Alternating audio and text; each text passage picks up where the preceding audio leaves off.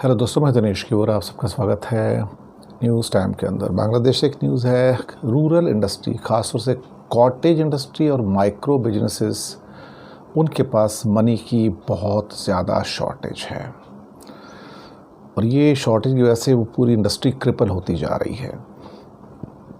अभी 500 करोड़ टका का जो एमएसएमई को जो ख़ास तौर से स्टिमुलस मिला था, 70 से 80 करोड़ जो है कुछ और थोड़ा बहुत एक्स्ट्रा उनको दिया गया। अभी 50 करोड़ टका और भी देना है। कंट्री की जितनी इंडस्ट्री हैं उसमें से सीएमएसएमई जो हैं, जो कि आप cottage, micro, medium, small industry जिसे कहा जाता है, वो टोटल इंडस्ट्री का 86% है। इंडिया में भी करीब 86%, 90% है। सिर्फ 25,000 यूनिट का टोटल मिला के रजिस्ट्रेशन है सरकार के साथ में, गवर्नमेंट के साथ में। अब इसमें से टोटल यूनिट 1,22,000 हैं करीब। वैसे 4.13 लाख जो हैं टोटल मिला के दिखाए गए हैं। हैंडीक्राफ्ट मेकर्स 14,000 करीब हैं, तो वो मिला लो तो 4.38 लाख सब मिला के माइक्रो और दूसरे कॉटेज सब बिजनेस वहाँ पर हैं बांग्लादेश के अंदर। काफ़ी बड़ी रिपोर्ट है आज देखा जाए तो इसको। अब चाहे उसमें कोई साड़ी बनाने वाले हों या फिर हैंडीक्राफ्ट बनाने वाले हों या कोई और हों। अभी हुआ क्या कि माइक्रो और ये ख़ास तौर से कॉटेज इंडस्ट्री के लिए पेंडेमिक के अंदर, कोरोना के दौरान उनकी जो डिमांड थी वो गिर गई।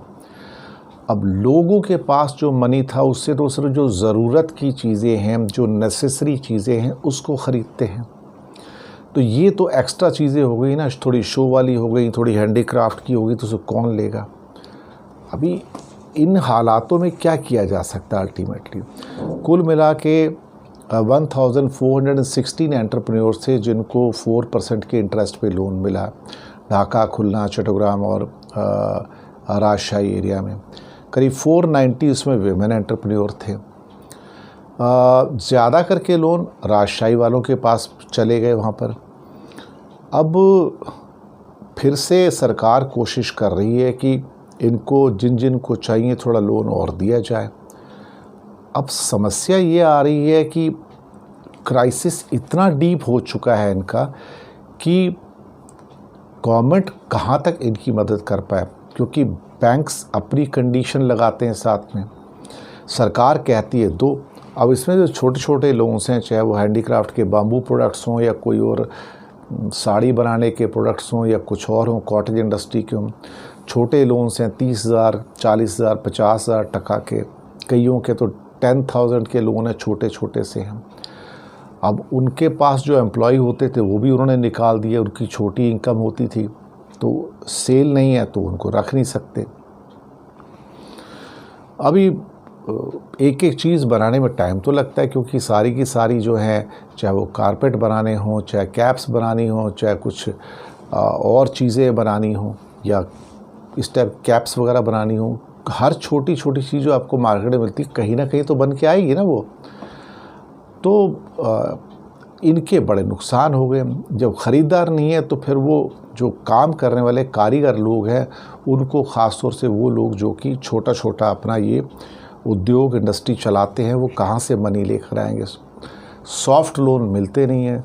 अब बैंकों का जो लोन होता है, तो अब मैं आपको सच बात बताऊं तो पूरे साउथ एशिया में यही प्रॉब्लम है, चाहे इंडिया में हो, बांग्लादेश में हो, नेपाल में हो, पाकिस्तान में हो, कि सरकार की ओर से स्कीम तो बन जाती हैं, लेकिन रियलिटी क्या है। रियलिटी ये है कि जो नीडी लोग हैं, जिनको ज़रूरत है, जब वो बैंक में जाते हैं तो वो इतनी किस्म की फॉर्मेलिटी बोलते हैं और फिर कहेंगे काम नहीं हो सकता, फिर आपको कोई एजेंट पकड़ना पड़ता है।